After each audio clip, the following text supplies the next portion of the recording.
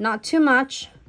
Unless you know exactly what you really want to do, you can apply it onto the area you are going to do. But if not, you are going to apply and tie the nails. Really thin coat. You don't want to do too thick. You also don't want to do it too thin. Too thick is going to flood your crystals. Too thin is not going to adhere your crystal properly.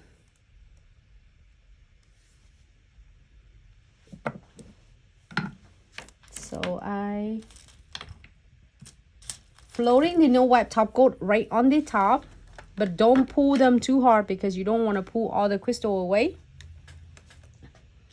I'm using one.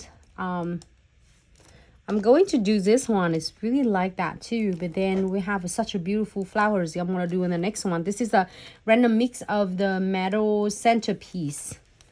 So I'm go ahead and using the number 137 is mega mix.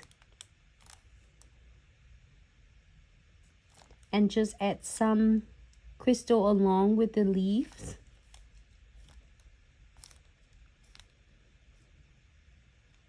Hey everyone, how are you? Thanks so much for tuning in. Happy Wednesday.